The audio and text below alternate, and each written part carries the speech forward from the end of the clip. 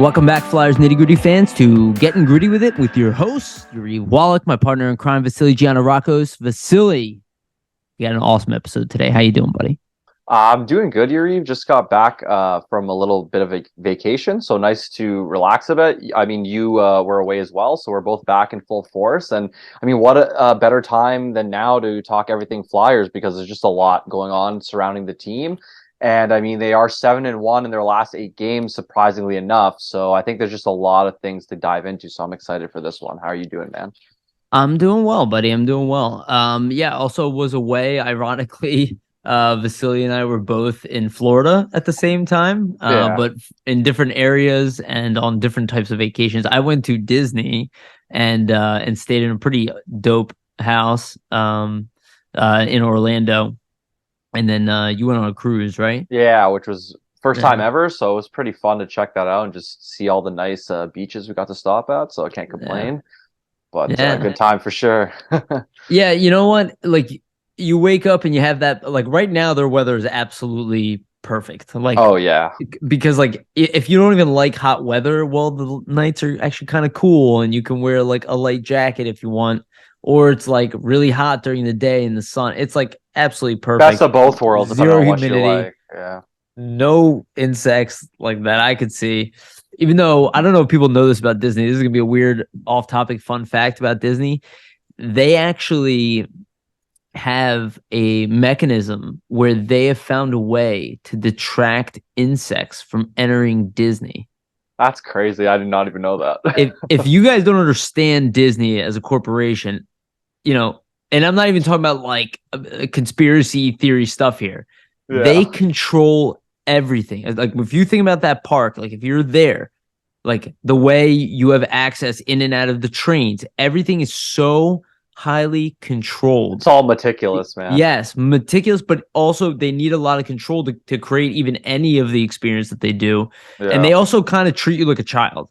Like they really do. They're trying to They make it that raised you on, well, magical time, right? in their mind, they raise you on Disney and you're still a child. Like almost like your parent always sees you as your child. Yeah. It's like kind of like that. I feel like that's the kind of position Disney puts you in.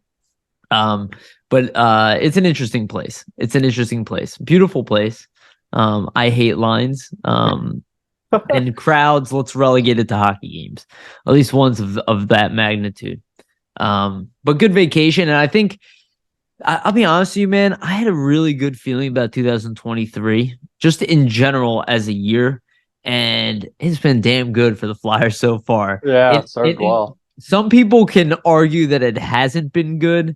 I want to get into all that because this is something I'll go back to one of our earlier episodes. And I talked about this moment I had with Charlie O'Connor, and I think back on it because I don't go to as many practices, even though I could, probably should. Most of the time work was in the way. But there's a moment where you're like, this team is better off tanking, being at the bottom of the league. And then you see, this type of run where now the Flyers are 7-1 in their last 8 games. They have 5 straight road wins. Thank you for putting this together, Vasili. No worries. And it's you have to understand that there's almost like a silver lining to both of them. There are problems that come with both situations. If you're at the bottom of the league, even if you get Bedard, your team is still garbage. You must recognize. And I mean, one player doesn't make a team, right? So yeah, as we've seen. And then you have this investment that you made in all of these assets that are spread throughout your team. You need to see if you actually have something here that you can add to try to win a cup, rather than be like, well, there's nothing here. There's no skeleton of an actual team. And I think this proves otherwise. What do you think about Vasili? How are you feeling right now about this? it's just an interesting scenario for the team to be in, because I don't really believe most people probably expected them to go on a run of this magnitude at all, probably this season, especially too with like the 10-game losing streak and all of that. I think we kind of saw where probably the team was going to take steps and we'd see players take steps forward. But like we were saying on earlier episodes, it would be like, okay, the team's close to winning, they're right there, but then they fall short. But in these situations, I mean, they're actively, closing out these games. And at this point, I mean, over that holiday break trip, you could say, I mean, some of the competition they were taking on was lacking, and that could be a contributing factor to the wins. But now, beating Buffalo, the highest scoring team in the league in terms of goals per game, and then you're beating the Capitals back to back on a home and home, which is not an easy task. It's showing, right, that it's not just the lower level teams. The team can compete, and they can be a tough team to play against, even against better teams and teams that, are vying for playoff spots. And the Capitals, I mean, are in a playoff spot. And even that Toronto game that they lost, last Sunday, they ended up getting blown out, but I thought they played a really good first period, and then they just kind of shot themselves with the foot, and they kind of kept themselves, around in that game. And if certain things, go their way on the power play and they get a little more execution there, they might even be in a more competitive space and be in the ability to kind of win that game or get to overtime. So I think it's definitely encouraging, because it's mainly the guys that you want to see contributing that are going to be here in the future, right? Like you see a Joel Farabee stepping his game up versus the first couple months. You see Travis Konechny putting up, 20 points in a 10-game span and scoring 14 goals in the last 15 games. You see Owen Tippett, breaking out of his shell, showing, his shot on a consistent basis and his power skating. And it's just a lot of guys contributing that, I mean, the team is looking, they were looking to see what they were, and now we're finding out, like, okay, these are guys we can use going ahead. So that's a really encouraging thing for the team, because I'm not sure if a lot of fans and even a lot of the brass on the Flyers were sure if some of these guys were going to be a part of the solution going forward. And now I think they're finding out that, you know what, we kind of have a little bit of something here. Obviously, we need to add more, but it's a good foundation and a good start, right? Yeah, no, absolutely. And not only that, is I think that everybody is so definitive with their statement. Like obviously I'm still listening to podcasts, and it's not that everybody's saying, hey, this is terrible, right? A lot of people are saying, hey, this is great, it's fun to watch, but they're all like, but we know what's coming. And like, we said it. We said that this team would dip up and down. Yeah. We even said that I expect them to struggle at some point. I expect them after the new year to go up, right? Mm-hmm. Exactly. That's what we both talked about, right? At the beginning exactly. Of the season. Exactly. Right. So I think too that, like, I mean, there will be other points where the team probably does struggle, but now it's imperative and it's more interesting actually to see how they rebound. And Tortorella even mentioned this in the press conference after the game last night, and he said, he feels like the team is a lot more cohesive and they're on the same page in terms of the plays that they're making. Putting it lightly. It's apparent, obviously, based on their gameplay. But he said it's almost something I don't want to say, because it's like you're going to jinx them and they're going to snap out of it, essentially. Totally.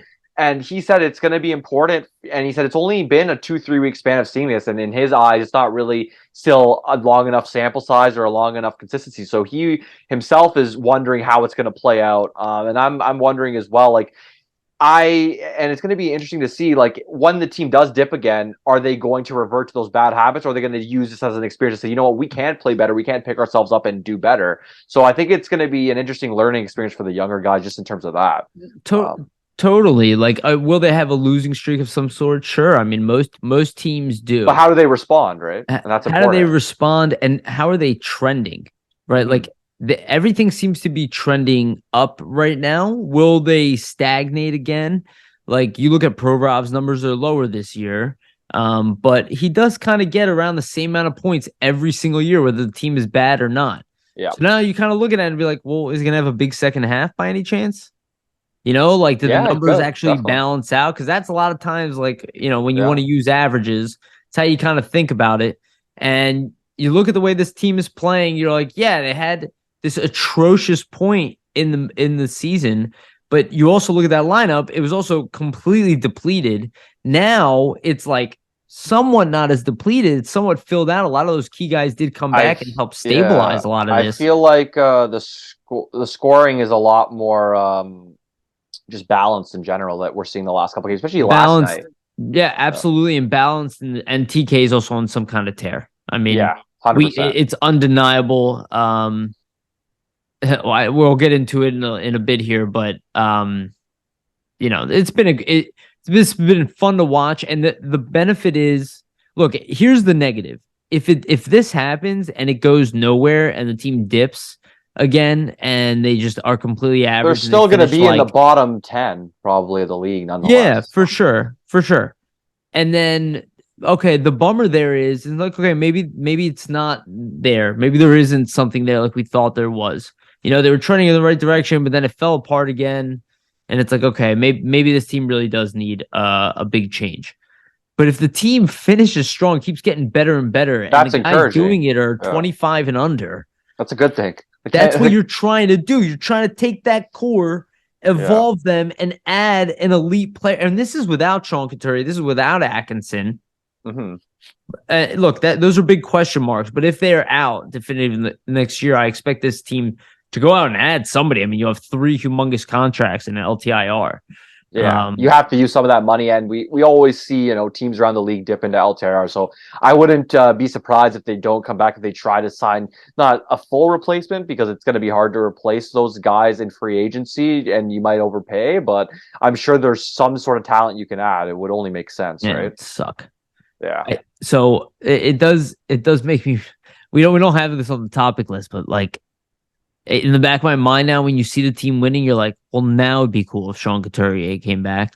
Yeah, it would be. If they're playing like this, oh yeah, and you can get a taste to see what they are with him. With him, well, I mean, obviously, management would probably love to know as well. I'm sure the coach too, but it's just you don't. Yeah, it's not worth to rush the guy. No. And either way, the risk is still not worth it. You're almost like what? As we're recording today, it's January 15th, so you guys will be listening on the 16th. I mean, Couturier's timeline was the beginning of March, middle of March, so you're almost a month and a half away nonetheless. So I think you will find out eventually. I hope for his sake he does get to play. I know other people and some people are concerned that let him sit out, let him really just rehab it, which I see that point of it, and I get it, because 2 back surgeries take as much time as you need. But if he actually is physically cleared and there's no legitimate setbacks, I say why not play? And it's similar to the Hayes situation last season, whereas it's a confidence thing, right? You want to know as a player you can make it back and still play to the same level. Mm-hmm. So I think for his psyche in general, he would probably appreciate that, because it's hard for him. He hasn't played almost in a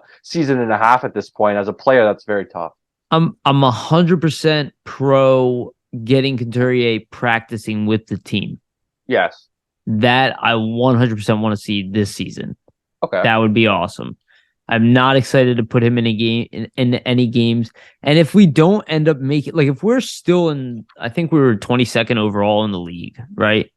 Yeah. If that's where we're at towards the end of the year, I do still expect us. Hey, trade JVR, trade. Like, I expect these things still to happen, and not even the end of the year. Like, towards the trade deadline, if we're not trending in the right direction, we have like a losing skid.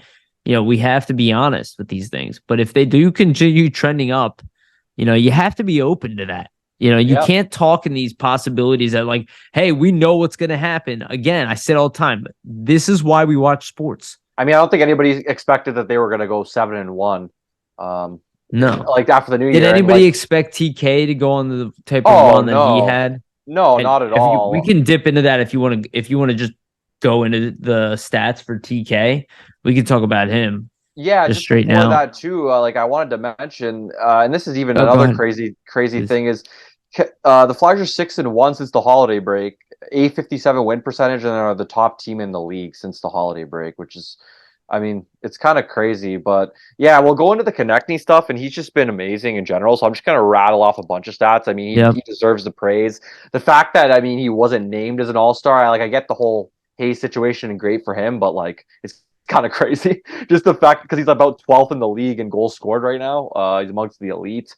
But yeah, so I look at point per game. I think he was at 11. I imagine he dropped after yesterday, but yeah. So a bunch of stats. So basically, with that hat trick he got earlier in the week against the Capitals, he was the first player since Mark Recchi to score an even strength goal, shorthanded goal, and power play goal in one game, which is a nuts stat. He's the 4th Flyer to do that ever. The other 3 are Recchi twice, which is kind of incredible that Recchi did that twice, and then Bobby Clark and Rick McLeish. So very, very elite company if you look at those names.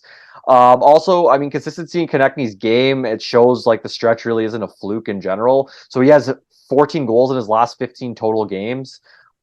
He has points in 13 of his last 14 games and points in 24 of the last 27 games. So the consistency is crazy. And then just in 36 games or 37 games this season, after the last 6 games, he has 24 goals, 22 assists, 46 points, and he's only gone 2 games this year without a point. So yeah. Yeah, that's kind of said. Well said, Vasili. Great breakdown. Yeah, no, I look, I was listening to a little bit of Snow the Goalie. I know they love me. And I listened to it for Chris Terrian. Yeah, he's great. And I was just listening to him going like, oh, he's a second line. He still says he's like, oh, Konecny's a second line player on a Stanley Cup winning team. And I'm like, look, I don't know, man. I get where your head is at. I do, and I understand the assessment, but yeah, I understand. I respect the shit out of Chris Terrian, whether I agree with him or not. Yeah, I really do. Great guy. What I don't understand is why are you not open to the idea that these players are evolving at the right age when we're waiting for it? It's like I keep thinking about it. I was like, because he was only 25. Yeah. Well, he was lauding like Eric Desjardins, and I'm like, but Eric Desjardins was like in his mid-20s when he came to the Flyers. Yeah, and then turned into a superstar. Yeah, it's he didn't come here at 19, 20 and dominate. And if I'm not mistaken, Leclerc was, I mean, he wasn't an older player, but he was still 23, 24, 25. They were both players who were just good players in the league when they came here. And then they turned it, just like Jake Voracek.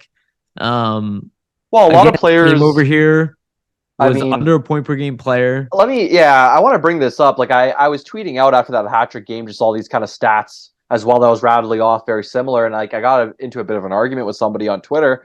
And I mean, how did that happen? Yeah, right. On that platform, how is that going to go down? But anyway, they're saying, oh, it's a fluke. He's never done this before. He's never hit 70 points before. I mean, you got to factor in the shortened seasons, first off. Like, he was on pace for that in a lot of those shortened seasons. Doesn't matter if he's never done it before. Yeah, exactly. It can happen and then become a consistent... Juniors. Yeah, it can happen and then become a consistent trend, but... you look at other players around the league, like Brad Marchand didn't have his first 30-goal, 70-point season until about 5 seasons in. Joe Pavelski didn't hit 30 goals and 70 points till 6 or 7 seasons into his career. Daniel Briere was about 25, 26 till he hit 30 goals and 70 points. Like, it's not, an uncommon thing for a guy to, at 25 years old, finally break out and become that star, right? I agree with you, and so my point with that is actually to add to what you're saying is that that's only looking at point producers in the league. Exactly. If you look at guys who play all of the roles, it's always mid-20s for when they become that player. I guarantee 80% of the league. 80% of the league. Yeah. Like those guys who make it. Like look at a guy like Nick Seeler. Yeah. He is the best he's ever been at hockey right now at 28. He's about 28. Yeah. It took him a couple years to get to that point, right? Yeah. Exactly. Again, not a high ceiling. You don't care about him, right? But he's reached his peak. He's reached his peak personally. Exactly. Yes. He's not doing it at 22, 23 years old. It's like and this is what I'll go to the Provorov thing. Like Provorov is the same age as TK and he plays a more difficult position. Yep. The fact that people think that already he is what he is, I don't understand what you guys are talking about. Mm-hmm. I understand maybe you want to be like, oh, he's not going to be Bobby Orr, he's not going to be the best Flyers. Okay, defenseman of all time. I agree. Kimmo Timonen, beloved here. He played here in his 30s. Mm-hmm. He wasn't a young guy in his 20s that played here. No, he was actually not that good when he was young. It took him some time in Nashville to become competent. It's hard to be a defenseman in this league. Hard minutes, tough minutes. So he was a number 1 defenseman that everybody called the best number 2 defenseman in the league. Because he was a number 1 defenseman, and we're not happy with any. Look, this run proves what a lot of people don't want to believe because they stated otherwise publicly over and over again. That wasn't the case. That there's nothing here. That there's no high end talent. That there's nobody here. Right now, you have one of the best goaltenders in the National Hockey League. You have another great prospect behind him. Your goaltending position is the most stable it's ever been. That doesn't even include Kolosov, who's overseas, or Fedotov, but really Kolosov, another guy who, because we don't know about Fedotov, but Kolosov, you could bring over here, and that guy could be a star goalie as well. Yeah, we never had that guy. We have a bunch of defensemen who are not old, who are actually right now playing competently, at least together right now. This is why you should be somewhat at least happy about that, is that they're not a train wreck. And you have some guys in the pipeline like Andre, Yes. Zamula, so. Well, look, we're Even still missing Addard as things. well. We're not built to win a Stanley Cup. But there's pieces that you can build around, exactly. essentially. To say that there's nothing here, it's crazy. just not true. And I'm even hearing like, oh my, like I heard Terrian say like, oh, I don't think Torts, I think he's kind of hinting that he didn't even know how bad it was when they were on that losing streak. I was like, when they were on that losing streak, half of his roster was depleted with injuries. Yeah. He said it publicly. What are you guys talking about? You're revisioning history to make it seem like this team is as bad as you stated they were. And they're not. They're not. No, yeah, they were without JVR during that much of that stretch. JVR is better than we thought he was. Konechny, yeah, exactly. We should all eat shit on JVR. Sorry, how many? Yeah, I talk shit on him too. Me too. He's playing phenomenal. Yeah. He's playing very phenomenal. Well. He's been one of the leaders of the locker room. He's helping. He's really helping Frost and Tippett. I think just like the way he plays and just is conducive to like helping their games. He frees up pucks for them. He's a real help for them. But yeah, you're 100% right. Tortorella's killing it. Yeah, Tortorella's doing great. He's killing it, dude. There's just a lot of things, and you can look at it. Hopefully, he keeps it up. Even though, I mean, you can say, like, okay, the winning isn't what's the best thing for this team. You know, they need to bottom out, get that elite guy. I think personally, I mean, for these younger players to get these winning experiences is a good thing for them ultimately, right? Like, it's going to help them in their development. It's going to teach them, you know, what do I need to do and what can I do and what, you know, do I know is possible to be successful at the NHL level, right? So I think it's just a good stretch for them, and it's not a bad thing for your young guys to be confident and in their games and you know, believe in themselves and their progression, right? Because that'll help them progress even further. I had another crazy stat too before we go to the next topic as well. Sure. Konechny, 20 points in a 10-game span. He's the first Flyer since Forsberg to have that many points in a 10-game span since 05-06. So that was back during that, you know, and Forsberg had Gagne. Forsberg, Gagne, Kanuba line, which is a dominant line. So it just shows, I think right? You have another stat on TK and Farabee. Well. Yeah. Which I think Farabee right now is having a better season than people realize, because again, he was there in that struggle period with the offense. And the surgery is a factor too, but you see his game turning around. I believe he has 6 points in like the last 3 or 4 games. It's almost a point a game there. Yeah. But the stat I had was Konechny and Farabee, they're both top 30 in the NHL this season in 5-on-5 points per 60 minutes. Konechny's 12th in that category, Farabee's 30th. So like that's not something to balk at. 5-on-5 play, it's significantly harder obviously to score than on the power play. And I mean, they're picking up a lot of their points at 5-on-5. Farabee actually had his first power play point of the season last night. So it's crazy, right? Like you see him producing 5-on-5. I think Farabee will unlock that next part of his game once he can start trying to figure it out on the power play a bit more. But it's a great stat. Dude, it's so obvious that is Couturier's spot that Noah Cates is sitting in the lineup. For sure. Yeah. Like he's playing and I love Noah Cates. Playing well defensively, Yeah. But it's so obvious that like that spot, you just be like, oh, 80-point centerman would make these guys even better. Yeah. And you look at what they're doing 5-on-5, that becomes like a really difficult line to play against. If Farabee can get to where he was, especially prior to the surgery, you know, he was kind of trending up, and TK continues to do what he does. I mean, again, this team, I think they're an interesting team. They're counted out, and that's a really good place to be when you have when you probably shouldn't be counted out completely. Well, you're playing with house money almost for them, right? Because I feel like they probably feel that way. So, you know, takes pressure off the players. But also, I mean, a lot of these guys, like I said, are all young guys. Like you're seeing a Tippett contributing consistently. Like even Morgan Frost, he had some giveaways last night, but then you see him bounce back after the giveaways. He gets a chance to redeem himself, makes a nice play on the half wall. Tippett sends it over to JVR. He had. I'm sorry to interrupt you. Oh, well, go ahead. Sorry. The deke he had was disgusting. I know exactly what you're talking about, where he goes through 3 guys in his own zone and outlets the puck. I was talking to Meltzer about that on Twitter, on DM. So I was Yeah, like, oh man. my God.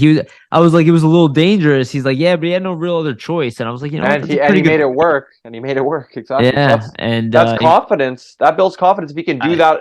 that's If superstar shit. that's the thing, right? Like Not that he is one, but if him as a player, like sees himself doing that he's in on a a game 40-point situation. pace. Yeah, yeah, he is. But I'm saying him as a player, like he now knows, okay, I can do that in a certain situation and make a nice pass. Like, so like maybe we see that more like come out in his repertoire more, but like there's just a lot of good things to point at. Even like the special teams, the PK coming around a bit, like Lawton and Konechny obviously are the main run of that, but like they both have 3 shorthanded goals this season. Lawton and Konechny both actually lead the league in shorthanded points. Lawton has 6 points, Konechny has 5 points. It's just kind of crazy because Konechny was not used on the penalty kill at all before the season, so it's nuts, right? You understand? But to be honest with you, I was always confused by that. I was like, if we're saying that he's Brad Marchand, why are we not using him like Brad Marchand? Who plays PK time? Yeah, exactly. I think there was a few games where they did put him on the PK, and I think they under Hackstall they did actually. Yeah, man. I'll be honest with you, dude. If you really look at Dave Hackstall here as a coach versus Alain Vigneault, Hackstall was better coaching.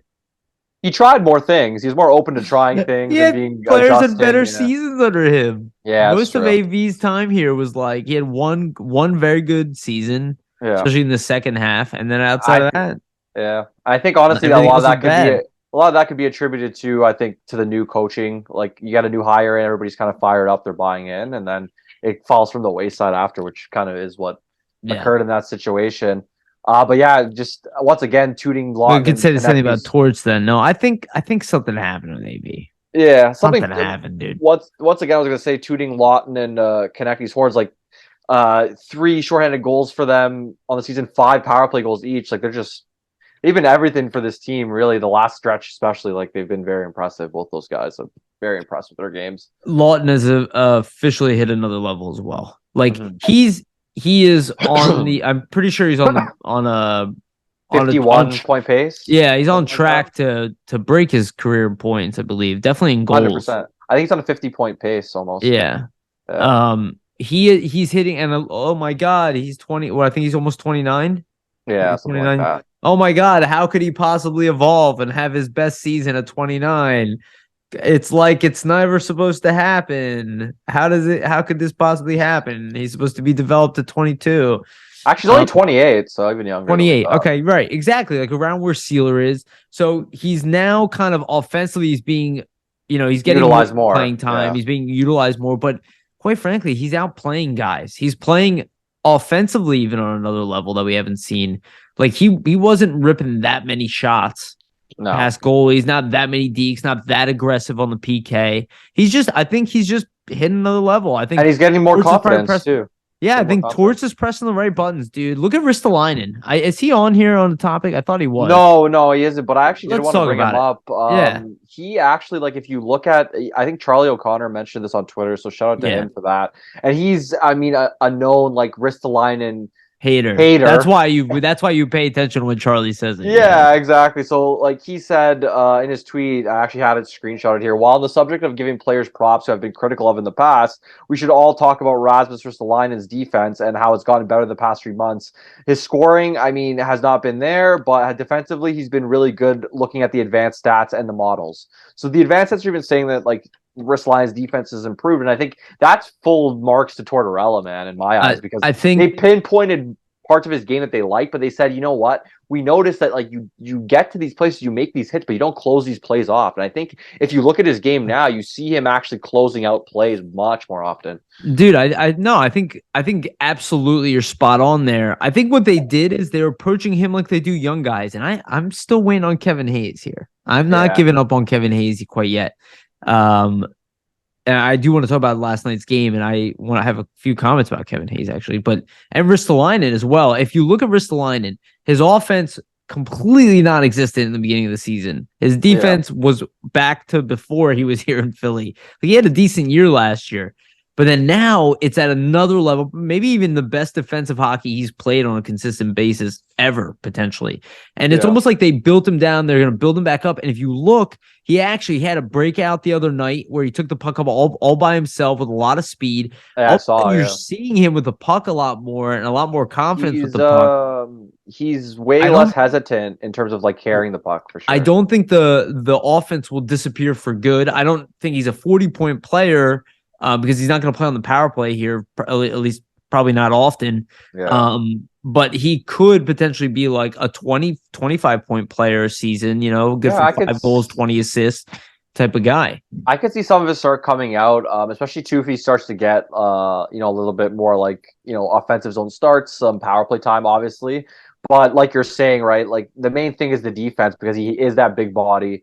He is a guy that, he can other move. teams When he gets moving, he can move. That's what I mean, right? Like he is. That's the thing. There was a play last night on the penalty kill where like he took the puck up himself and clears like 40, 50 seconds off that play alone. And like guys just aren't willing to go in and challenge him because he's such a big body. And that's something that you got to use to, you're just used to your success, I guess, and try to use as much as you can as a coaching stuff because he is a guy that players, are aware of on the ice because he is such a big guy. He is a dude that like players don't want to really Caps had trouble with him.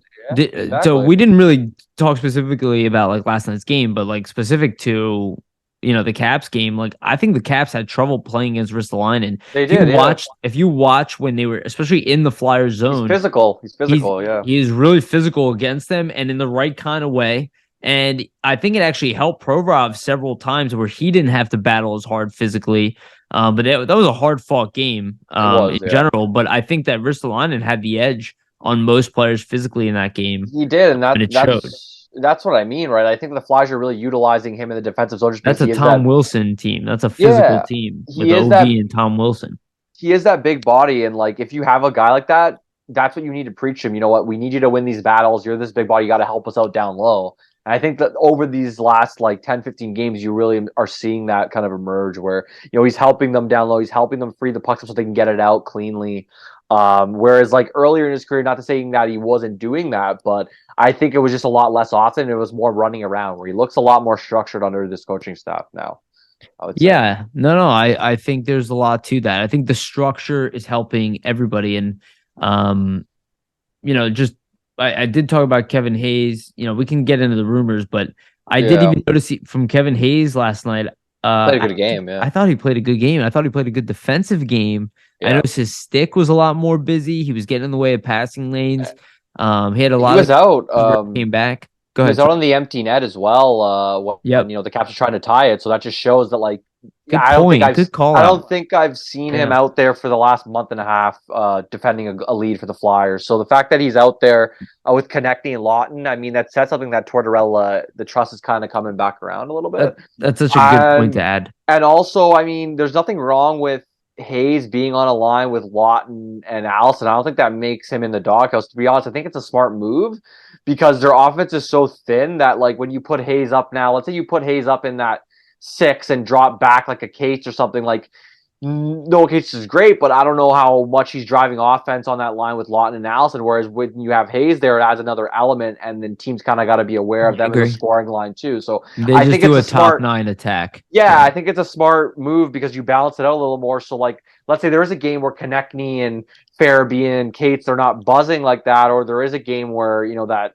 Tippett, Frost, JVR line are having a big game, you can kind of rely on Hayes and Lawton. I mean, we kind of saw that yesterday. Lawton, that's what it was. Lawton was the hero of that game. Yeah, well, I was saying earlier, right? Like yesterday, you kind of saw them have more of a balanced attack, whereas I mean, the last handful of wins was more like it's either Konechny or like Tippett and Frost, right? Patrick Brown actually had a good game too. He did as well, and we shit on him a lot, so I'll give him credit. He made some good blocks. He was good on the forecheck. The physical game from the fourth line in general, I thought was actually pretty solid. They've been good the last 5-6 games. They've been noticeable. It's key shifts where they're changing momentum, I would say, where like the other team, let's say it has a couple shifts in the Flyers end, and they come back and get it back in the Caps end and kind of switch it around. But they've done that a couple games, actually. I think I would like to see, though, and this is not offense to Patrick Brown, because again, he did play well, but when Lazinski comes back, I'd like to see him somebody in there. Yeah, somebody with a little more offensive punch.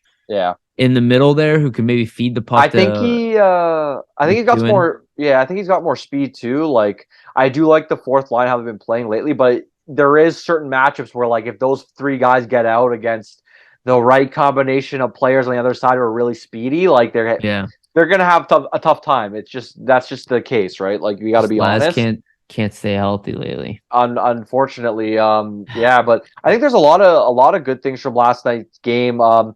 I think, I mean, if we're gonna break it down quickly, like Carter Hart, obviously, what can you say? I mean, great. He's just game. doing Carter Hart things. Yeah, key stops at key points, like when the Caps are really knocking on the door and they get a goal, and you kind of see it. Let's say they get one by him when it's 1-1 there. It probably goes their way fully, right? But he keeps them in it. Honestly, when it was 3-1, I never thought they were going to lose that. Oh, me neither.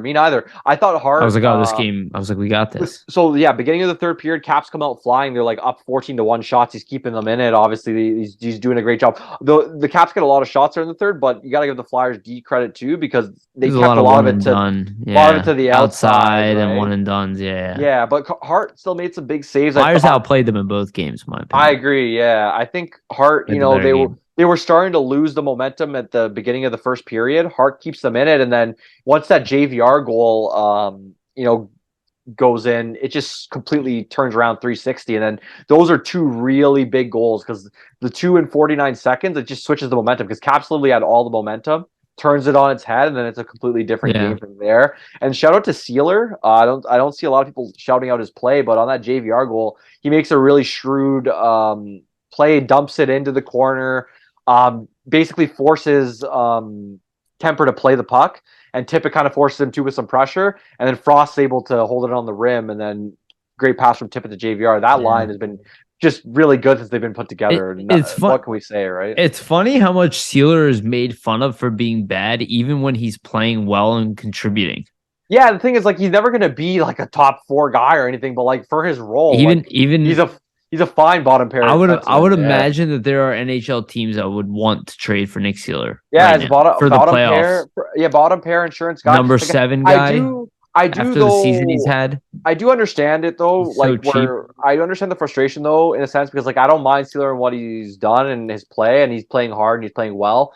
Obviously, though, I do think the Flyers probably, I don't know if they look to keep him around or trade him, but like you have Zamula, you have Adder, you have Andre eventually, so there's a logjam. I get it. I understand. I agree with that, but like that's a really young defense. It is. I know everybody wants to say they're veterans, but like I was 25 years old. I'm 35. I'm 27. I still feel like a child. So yeah. I was 25. Okay, it's true. Santa was 26. York is what, 21? I always say to people, like, okay, they're professional athletes, but like you're also human beings. Like, where were you? Angelo's 26. Where were you? Like, think about that. Like, I remember where I was. Yeah, where were you when you were that age, 25? Like, what were you doing? Like, were you completely mature? Yeah, that's what I mean. A lot of people at that age don't have it all figured out, and I mean, it's the same thing for hockey, right? Like, and anything in your profession, I would say, right? Like, usually profession-wise, people at that age do not have it all figured out. Look at McDavid right now. He's still getting better. Dude, he has 5 points in like 42 games. It's kind of I can't even look at it. It's so ridiculous. He is unbelievable to the point where I'm like, is Leon Draisaitl benefiting from playing with Connor McDavid? Oh yeah, 100%, man. Like he's great, but is he really in the conversation best players in the league? Which I know he's had a season where he's actually outplayed McDavid too. What's he actually have? So McDavid, what? He has 83 points in 83 points in like holy shit. 40 games. 42 games. That's nuts. It's almost 2 points a game. He's 1.8, right? And the 1.8, and then the second is Draisaitl at 68. TK's at a 1.2. He had like a 1.28 at one point. Yeah, which is TK's in the top. I believe he's in like the top 23. I think he has 46 points. So he's not point per game though. He should be. He's up there. Yeah, because 36 games. He was played, 11. Yeah. I look at point per game because I look. But even in goals, even in goals for Konechny, which is crazy. He has 24 goals. That's his career high already. But he's tied. There's been a lot of good goal scorers this year. Yeah, he's around like Scheifele's got 26, Draisaitl has 26, Kaprizov 25, Caulfield 25, Point 25, Konechny 24, Meyer 24. How much Ovechkin has 30? Ovechkin has 30. Matthews has 21 only. And who leads the league? McDavid. McDavid with 37. Pasternak 33. 37 goals. In only not 40. 32, 31, 37. We're like, oh, TK is having like a career ridiculous year, 100-point year. Yeah, McDavid's just on verge for 150 points, 160. Yeah, no big deal. Whatever. You know what I mean? How many guys insane, man. He's officially at the point where he is not only the best goal scorer in the world, or not the best playmaker in the world, but he's also the best goal scorer in the world. Yeah, exactly. Like, remember that one? McDavid's in the territory. He's reminding me, like, remember that one year where, like, people were like, "Oh, Crosby doesn't score goals, well, he doesn't get assists." And then he had like 50 goals. He had 50 goals the next season. He's like, "Yeah, like I heard people saying that, like I couldn't really score, so I wanted to focus more on my shot." Yeah, and I'm just like, yeah, like I feel you just do whatever you focus. Those guys are so skilled, man. They just focus on something and it becomes elite. Because a lot of them, I believe, are team players. Oh, 100%. And they want to create the play and give it off. They want the players around them to succeed, and they want to score too. But they're cool distributing as long as they win. You know, exactly. I feel like that's and they know that teamwork. Look at what Tortorella is doing. I've been like joking around saying ducks fly together. Look at the way they move as a unit out of the zone now versus the way they did like 6 months or 3 months ago, even end of last season. Yeah, it was a disaster. They couldn't even break. The breakout's a lot better now. Yeah. But they couldn't even break. They didn't have a system. They didn't have anything reliable. And even kudos to Torts staying in stride. Kudos to Torts because like they made some adjustments actually with their neutral zone setup. Actually, like a couple months ago, where they changed just where like certain wingers are situated. And it's smart because I mean now if something goes wrong, you have the wingers early and you can come back and support. So it makes sense and it's helped them. And you see, I mean, not to say that the winning streaks and the winning is a result of that change, but they have started trending upwards since the change has been made. So it just shows active coaching staff, right? Like they're constantly making changes. I mean, I think now we're into the show pretty much a little bit here. I think it's time probably to dive into our big rumor with Provorov and Hayes. What do you think, Yariv? Sure. Yeah. Well, do you want to take it? Which rumor are you preferring? Are you referring to with the Provorov? Provorov first.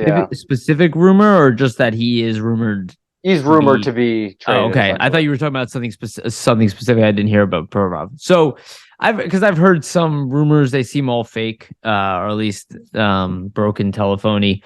Look, I know what Elliott said. He didn't specifically say that there's a trade in place or anything like that or imminent. Yeah, he's just saying that it's becoming more of a conversation. Doesn't expect anything imminent. But thinks the doors open more than anything, and that the player might just need a change of scenery, right? Which it could, it might be a true thing on both sides, right? Yeah, and look, I heard all kinds of stuff. I don't really know. Okay, my attitude is straight up. From what I understand, is that the Flyers will be looking if they are trading him for a top 6 forward, obviously, which makes sense. Yeah, yeah, obviously. But here's what I'll say. I don't think that this defense is ready to remove Ivan Provorov from it. I don't think so. I think we're struggling to keep this as a unit right now. I think he's 25 years old. Again, I look at TK. I look at the fact that TK is playing wing, which is an easier position than what Provorov has to do. I think just give it a little more time. I agree. Be patient. See what happens first. Everybody panics immediately. Notice how the trade rumors always pop up when losing starts. Yeah. There are no trade rumors when they're winning, ironically. They're all quiet, right? Yeah. I'll say that, okay? I'm not an Elliott Friedman. I know the guy knows what he's talking about. What I actually anticipate is happening with the Provorov situation, not with the Hayes situation, but the Provorov situation, I would imagine that Provorov has a level of frustration. The losing could be getting to him, yeah. I imagine the Flyers don't really want to trade him, to be honest with you, because it's complicated, and they don't know if they can get what they need right now, because statistically he's having his lowest point right now. So it'll be harder to trade him. Not that his value, it's like you also wouldn't get as much as you could probably get for him when he inevitably rebounds. Yeah. And I think it's overall, I think this is like a kick the bucket down the road type of thing. I do as well, yeah. And maybe it's a sign of a growing problem. Personally, I think he's 25 years old. I think everybody here is frantic for rumors and are always looking to throw somebody on this team under the bus. Yeah, I saw Carter Hart trade rumors after the after as well. That's played fucking 4 absurd. games in the NHL. That's fucking absurd. Like rumors. I saw Scott Lawton rumor that yesterday. Oh, that's hilarious. Online that he was going to be traded to LA. The hard stuff, honestly, I just am like, yeah, I don't know. If you're like, no, this is the first time. That's all I'm going to just say is no. Just like it's the first time the Flyers have had any decent amount of goaltending depth, and you're just like, let's trade away our best goalie we've had like probably ever. But we need to rebuild. Don't you get it? He's 24. It's over. I'm like, yeah, I don't know, man. I like look at the Flyers won't be good for the next 5 to 10 years. We know this. All I know is like Carey Price played an elite level to like what 35, Lundqvist like 37. There's more than 10, 12 years left of him being a really good goalie. Like, yeah, that's absurd shit. I just don't even want to really get into it. But the Provorov stuff is an interesting situation. I know like everything on 32 Thoughts, and there's been rumblings that Provorov's agent Mark Gandler was in town to talk to Fletcher about Provorov. Both parties on the record did divulge and say that was not true. I mean, at this point, like you're saying, like all the plugged in people, like it's all kind of a bit broken telephone. We don't really know what's actually happening. I think it's very strange, and you're not gonna really figure it out, to be honest, right? Like I don't think we're really gonna know. It's very strange that everybody keeps talking shit on Provorov, yet every single coach plays him more than every other defenseman that we have. Yeah, there's a reason, right? And they go, oh, it's because Provorov would get upset. But they have no problem benching TK, other people, or other players. No, Provorov. Yeah. It's always you can see how much fluff is. There's obviously a nugget of truth if Elliot is saying it. Okay, yeah, Elliot's not a bullshitter. No, I know that. I like the guy a lot, but the fluff around everything. Like I think realistically, the Flyers are looking at their roster and they're going, "How do we get better?" Yeah, exactly. Everything's on the table, which as it should be in the situation that they're in. So like, I don't fault them for listening. If Sean Couturier's career is over, let's just say worst case scenario, your number one hole, regardless of if Cutter Gauthier is ready or not, or who you draft, is at center. How are you going to get that center? Exactly. How are you going to get that center? You move a defenseman who typically, if you look at history, you can get for a top pairing defenseman, you can get a top line player. Well, maybe not that top line center, but a top line player. That's my thoughts with the Provorov thing. Like, if you do end up moving him, personally, I don't think they should do it. But if you not right now, I don't think they're in a position to do it right now. I don't think it's a smart move either. I think if you could move any defenseman, it would be Travis Sanheim. Yeah, if you really have to. He signed, which is good. The thing with Provorov, I mean, he can't play Provorov's minutes. Yeah, he might be attractive to a lot of teams because it's just the cap hit, 2 years left. So like, there's not a commitment, and you see what he has, and you re-sign him if you're another team. I just think if you're going to trade him, it's got to be for a bona fide like top 6 center for sure, and even then, like I'm thinking first line center if you can get him. Right? Yeah, that's what I'm saying. Looking for. Why would you think about the hole? I'm sorry to cut you off, but think about the hole you create on your defense. Yeah, that's the thing, right? That I don't really get is like, if you remove him, is there anybody?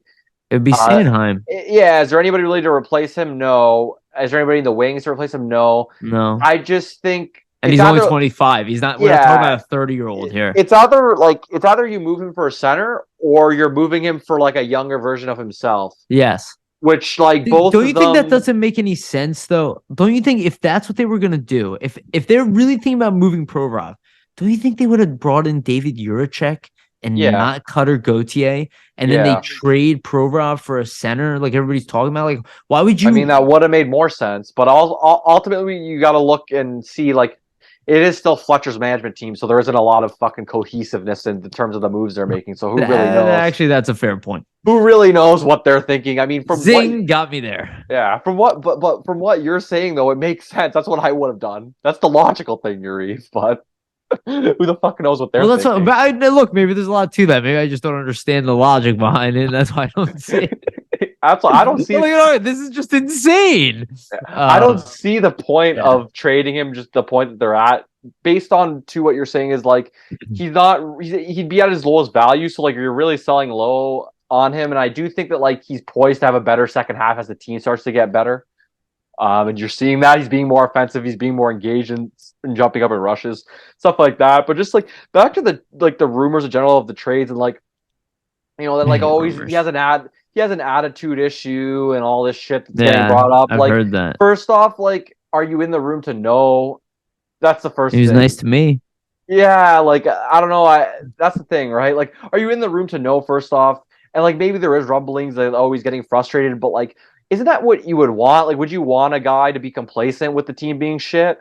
Like, or would you want a guy who's frustrated by the fact that the team is shit and like is like, well, we need to get better in some way. And like, if let's say he is frustrated and does want to move on, sure, but like, I mean, Sam Karchidi, shout out to him for putting this article out amidst all these rumors. He talked to Provorov after all of this came out, kind of the next day at practice. And basically he said, I've heard about it. This is Provorov's comments on the trade rumors. I've heard about it. It's their job to talk. It's my job to play, said Provorov. I'm not changing anything about my preparation or I think I'm here to play and compete in every game.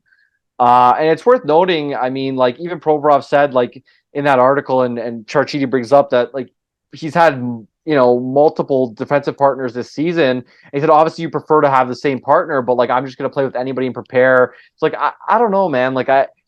He constantly, dude, I can't stand the way he's being treated right now. Yeah, I don't think it's fair at all. He's done everything we've asked him to do. Yeah. I just like obviously he's not going to say outright if let's say he is demanding a trade or he is like saying quietly like if there's a way to move me to a winner, like sure, maybe he's not going to address that openly in the media, but like I don't know, just based off those he's comments, like, oh, get me out of here. No. He's probably thinking to himself, like, I think the Flyers are in trouble. I think Fletcher's in trouble, and he's looking at all options, and that does scare me. Yeah, I just think, personally, if he does get traded, I'm not comfortable with Fletcher making the deal just based off his track record, because I think he'll probably lose it. I'm not comfortable trading a 25-year-old defenseman that plays 24 minutes a night. Yeah, I just don't think and has a history of putting up 40 points in a season. I just don't think it's the smartest move for them because, and this is the main thing, once you trade a player like that, guess what you're looking for? A player like that. Him, yeah. So like, what's like you said? If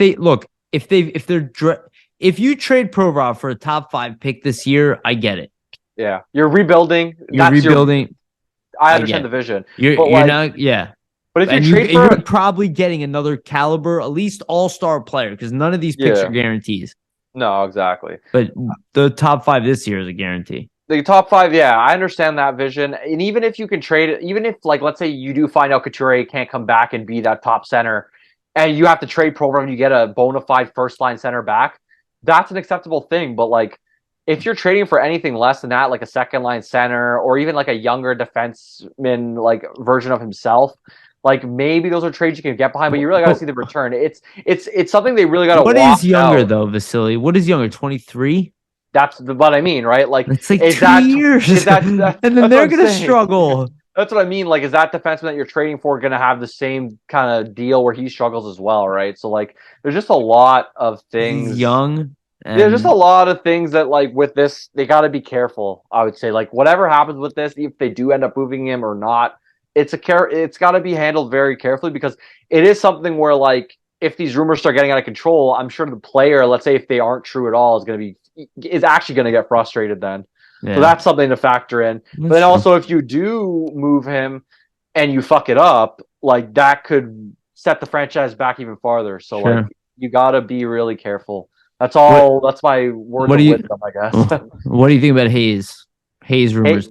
Hey, go ahead. I'll let you go first. Hayes stuff is just like, I mean, personally, I think it's overblown. Like, I don't think that it's as bad as people think it is between him and Tortorella. And I personally think, like you're saying, like there's still half a season left, and Tortorella's known to be a guy where like him and players can go through a rough patch, but then the player realizes actually it's for the betterment of my game. Like look at Hartnell, look at an Atkinson, where they both had a situation with Torch where they didn't like him at first, and now they ended up, being in a situation where actually, what he was doing was a betterment to me. I think Hayes is kind of in the midst of all that right now, so it's kind of a wait and see for me still.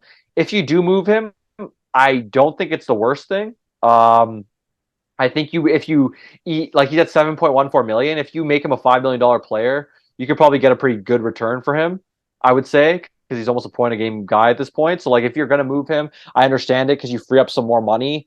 And then maybe instead of, trading a pro route for the first line center, you can pool together some of the combination of Hayes' money and JVR's and maybe try to sign him instead, right? So, like, I saw people saying trade him for 50% retained. I'm like, why?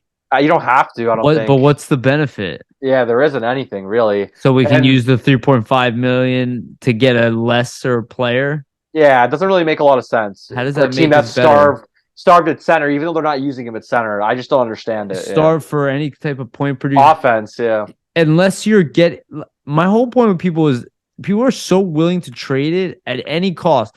Like, the fact that people, if you're in any way happy with the Ghost trade at this point, you got to be kidding yourself. Yeah, facts. You got to be kidding yourself, especially if you're going to tell me you love Tony DeAngelo and you're happy with the Ghost trade. Like, people have to see the fallacy of the logic here. Yeah, this addition by subtracting stuff, it bores doesn't me. It doesn't make a lot of sense too, especially when guys have value. Like, personally, everybody has value. Everybody has a certain amount of value. Some a lot less than others, but everybody has value. It's why you're in the NHL. It ultimately depends on, like, what the Flyers are trying to do. Even a 7th round pick has value.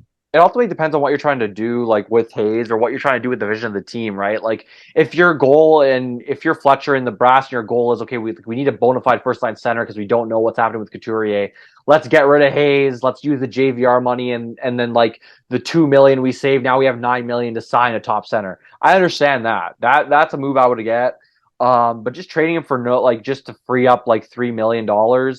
And then you don't really have you're not able to sign somebody that's equal to him or better, then I don't really get the plan. If they're going full rebuild mode and you can get, like, let's say you can get 2 second-round picks for him in this draft, 2023, and you can clear, almost his full salary, and the team's actively saying, we're going to be rebuilding, we're selling off everything. I understand that, because then that's the plan, right? Like, right. I get that point, and then you can use those 2 second rounders. I think that's what those people want to see, dude. I think that's what really. I think that there is a lot, and I understand why people want to see that. I understand the allure of Bedard. I mean, and this draft in general. Yeah. He's incredible. Yeah, totally. I completely get that. But this is not like a black and white situation, and there aren't a lot of success stories from tanking.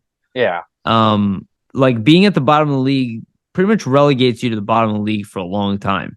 Yeah. Which is why you end up getting one amazing player every year, because your team is not developed, because a lot of these guys don't end up being amazing players. Look at the Sixers, right? People talk about that. That was trust the process. The process was one guy that happily landed them at number 3 overall, and everything else was formed. Like, Tyrese Maxey was now part of that process plan. Like, you have to build a great culture. Look at Boston. Nobody thought Boston was gonna be what they are this year. I'm sorry. You're lying if you said that. You would say the team was old, they're in a transition year, they're on their way out, and meanwhile they're having the best season of any team in the NHL right now. And I'm just saying, it's not predictable. It's a process, and it's an iterative process. Yeah. And if the Flyers are at least trending in the right direction, maybe they can iterate on it the right way in a couple off seasons and build a real playoff contender. We might not be there right now, but we might not be that far away. And I don't want to go nuts with trading guys at losses. I'm open to trades if we're going to win them. Yeah, exactly. Get equal value. Or if there's something behind the trade that makes sense, or some sort of vision. Not just because you're bitter about Hayes being here, so you just want him gone. Like, that's stupid. It just hurts us. I think with Hayes, it's a wait and see. Even with Provorov, it's a wait and see. Like, I don't expect anything to be imminent. More with Hayes than Provorov, but I think Hayes is definitely a wait and see. I think both, how does he respond? How does he respond? I think both are honestly wait and sees. And, like, personally, if the Flyers are going to make any moves... Well, Provorov and Torts don't have problems. Yeah, exactly. From what I can see. That too. It seems like he loves him. But, like, I just mean in general, both these moves... Like, more than everybody on the team. Yeah, both these moves, like... If you're going to make moves like this, like, don't do it at the deadline. Do it in the summer. That's typically when you get a better return, more of a hockey trade. And I think Elliott referenced that as well. Exactly. But this seems more surprised. Like, not For all you guys who expect Provorov traded at the trade deadline, I would be very, very surprised. Not that I don't think a team out there would trade for him at the trade deadline. They would love to add a player. I just don't know. I just don't know if the Flyers are looking for that type of trade deadline return, like where it's going to be mostly picks and younger guys. Like I do think the Flyers are looking for guys that might be more established. And so then that doesn't make a lot of sense. Exactly. So it only makes sense if Sean Couturier is really done. Yeah, then it does make sense because that's the most important. I don't think that's the case though, man. Because he's like been around the team and stuff. Like I'd be surprised if he's like completely done. But him and Atkinson are both like Atkinson really knows it's up in the air. Really Atkinson's probably a bigger question mark right now because he's out for the entire year, and he's even older. So yes, he's like 34, right? So yeah. 33. But yeah, there is. You know what though? Aside from the negative rumors we just went through and kind of the negative clouds on that front, like there is with the 7-1 and just the younger guys, you know, taking steps forward. There are a lot of things to point to say, well, you see the signs winning of success. Yeah, you see the signs of like a successful foundation being built, whereas like you have younger guys that look like they're getting better and improving. If you're winning and you want to trade Kevin Hayes, it's a lot easier. Yeah, exactly. Because you're like, well, he's good. We went on something else. Yeah, exactly.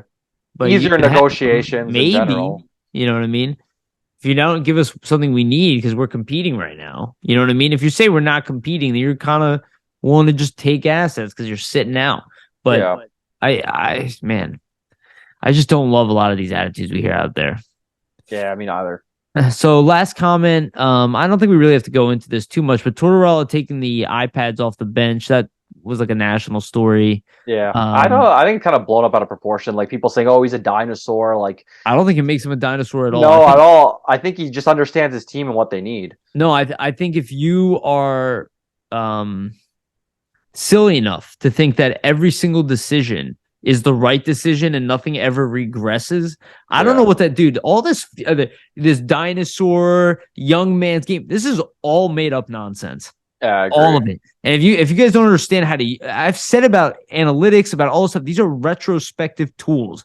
They're not meant to be like, oh, the screen must be there in the player's hand. And if it's not there in his hand, maybe it is a distraction. Has anybody considered that? Anybody consider that these are distractions? It could be the case. As if that's like rocket science. I mean, my thoughts with the whole iPad distractions. My thoughts with the whole iPad thing is it can be useful at a point, right? Like if there's a huge glaring mistake, you really want to show a defensive zone coverage that was missed. I get that, but you also got to factor in like they have a locker room and there's intermission. So like just because it's not on the bench doesn't mean they can't go back during the intermission and show the same video they were gonna show on the bench and have the same effect. And you also don't at that point. Let's say you show it during the intermission instead, you don't lose the player being in the flow of the game and paying attention to what's happening on the ice. What did Tortorella say? He's like, this team has not learned momentum. Yeah, exactly. And he wants that, which makes sense because you have guys focused. Yeah, you have guys focus on the game, then you're more aware and in tune to like, oh, there's that big hit. You know, we're kind of losing momentum. We need to come out the next shift to have a big shift. Yeah, I think there's something to be said to that, and there's also something handled it much better this year. There's also something to be said about a coach knowing his team and what they need. And I think Tortorella knows his team and kind of what they need and the buttons to press to get them to be successful. And I'm not questioning what he's doing because so far with a lot of players, it seems like it's working. It seems like a lot of young guys are developing under him. And we're seeing them take steps forward. So I think, you know, let him work his magic. Let him do what he does out there because I think, you know, it's all for a reason. It's all calculated. I don't think there's anything that Tortorella is not doing that is not calculated, is not well thought out, and is being brought, you know, into conversation with his coaching staff and why things are being done. And I also don't think, too, that, I mean, with the younger guys, like, it's always a benefit for that iPad because, like, you know, it's not always good to dwell on the last shift where something didn't go right and dwell on the mistake when, you know what, let's look forward. Let's focus on the next shift where we can make a positive happen, right? That's how you get stagnant, I think, as a player.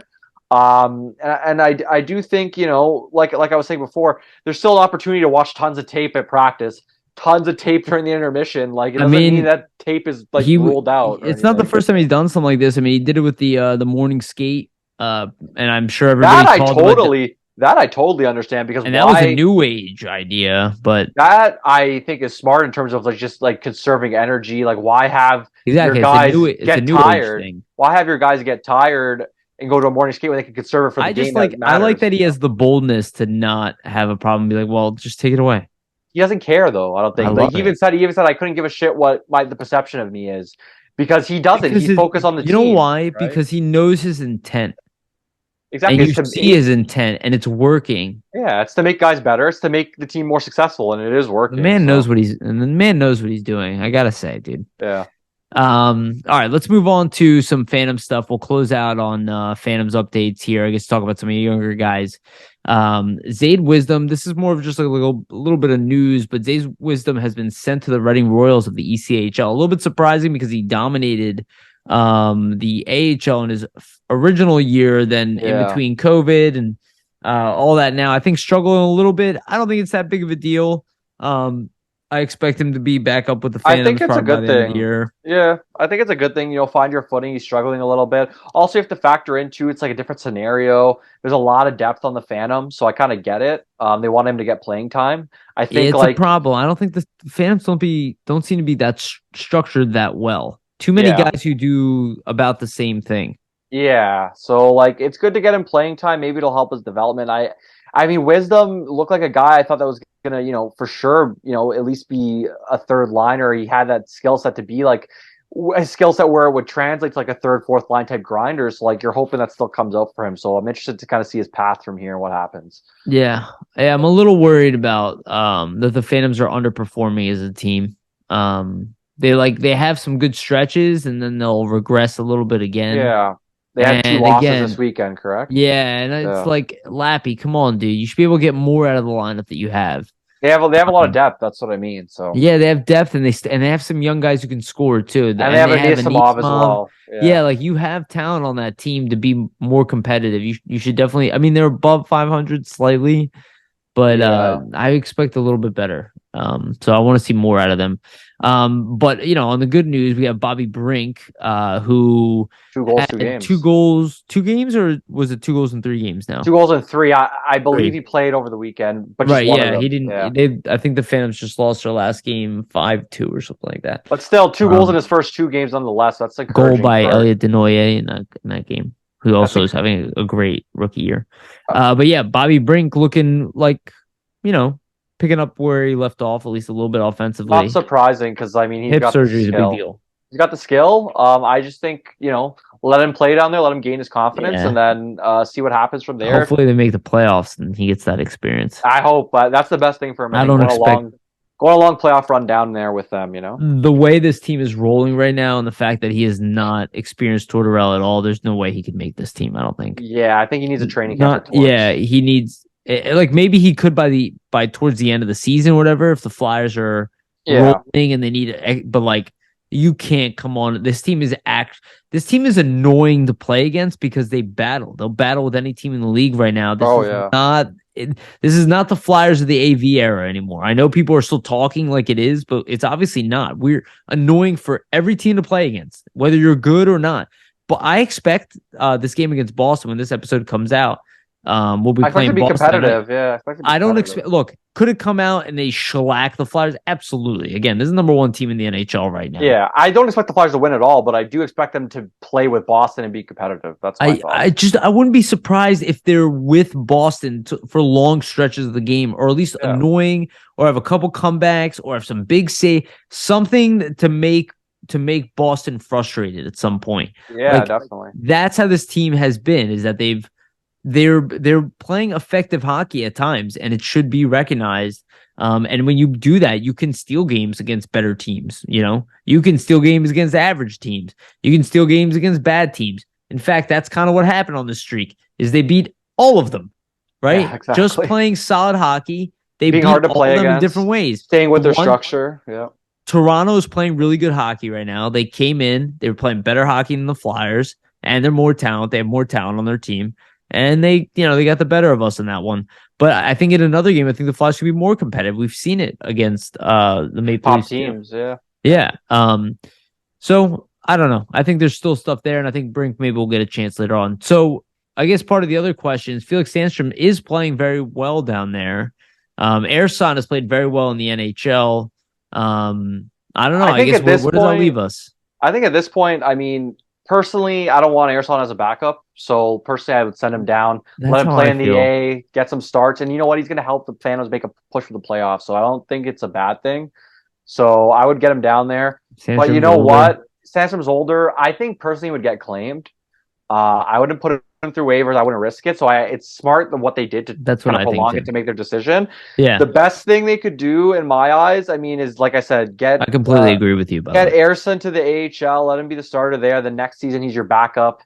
But you know what? If they want to hold 3 goalies, that's a solution as well. They could do it. They have the space with the LTIR money. So, I mean, if you want to hold 3 goalies and do a rotation, then every once in a while you give Carter Hart a full night off. Like, I don't think that's a bad thing.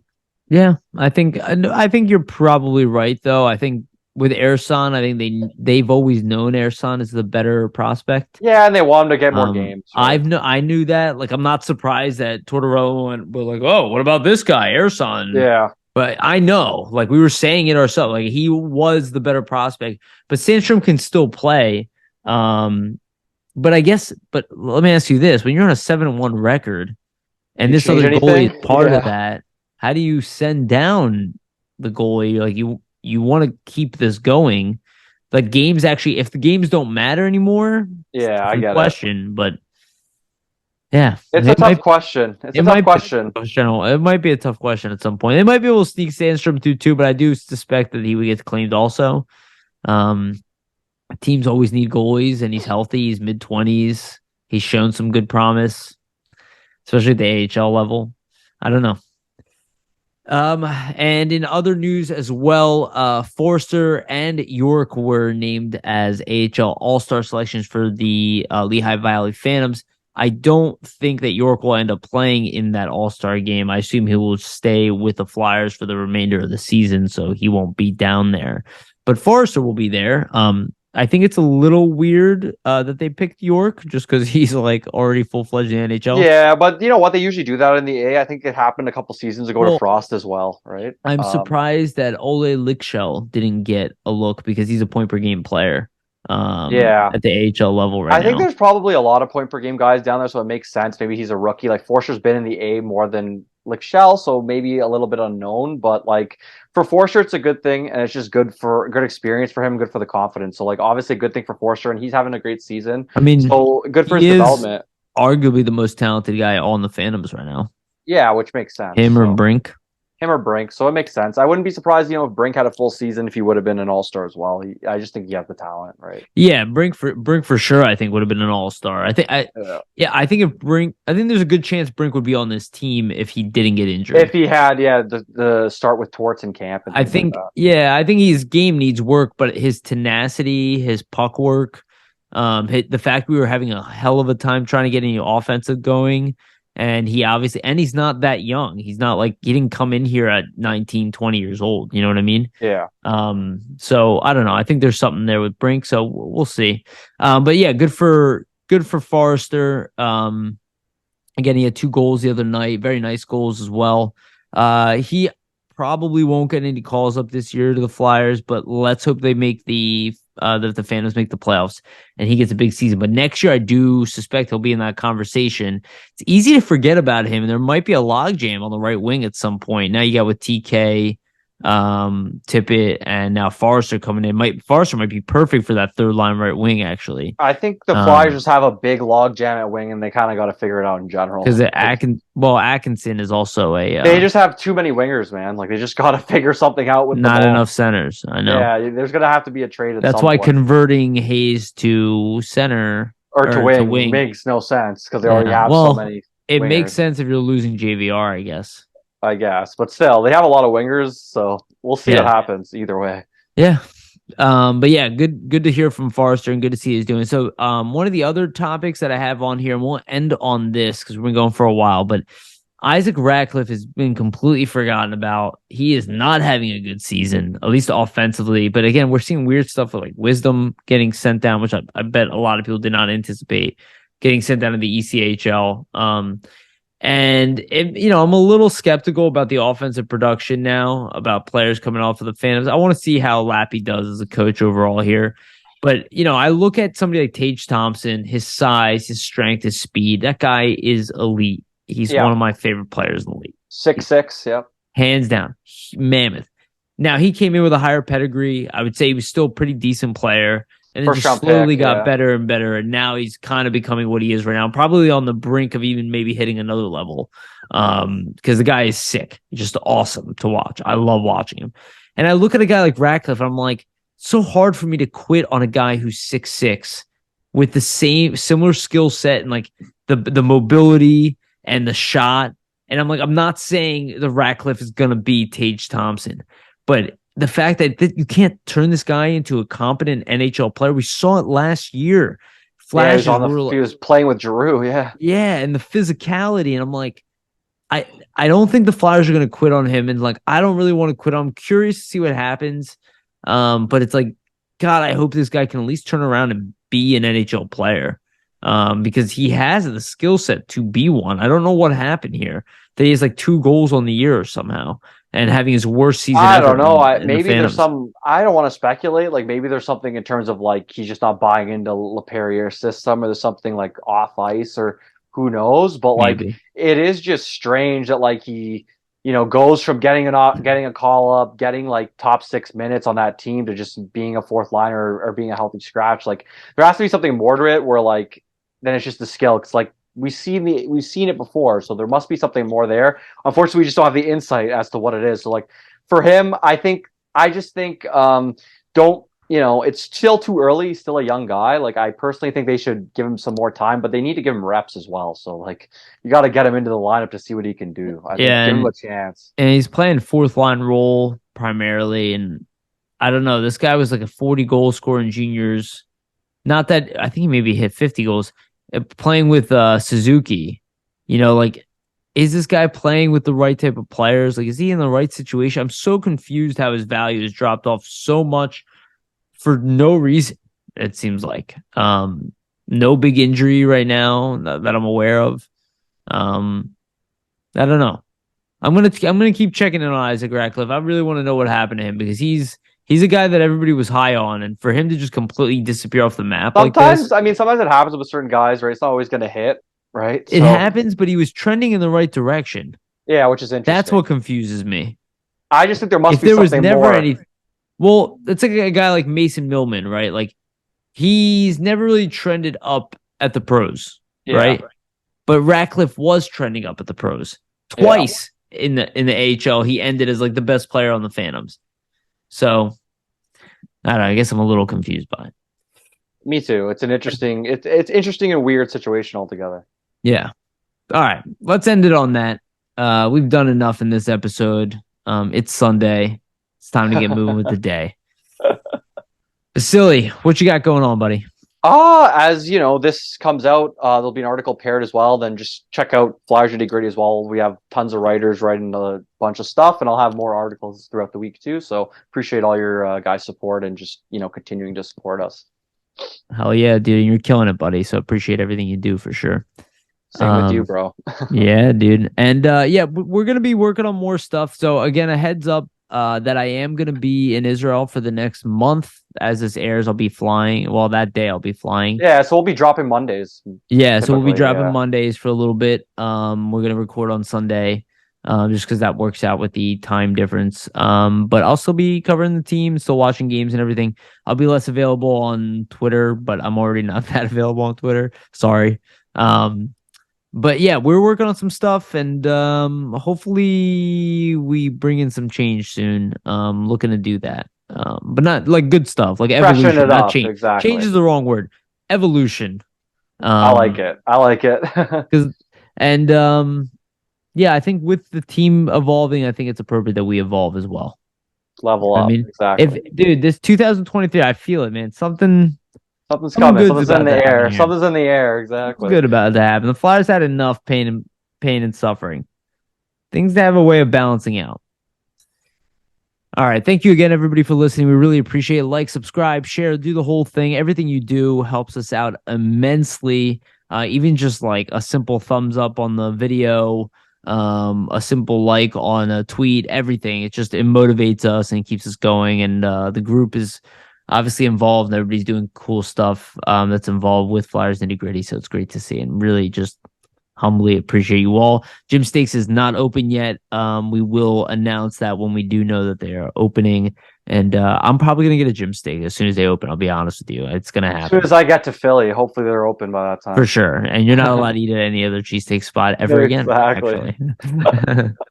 All right. Thank you again, everybody, for listening. We love you, and remember to always stay gritty.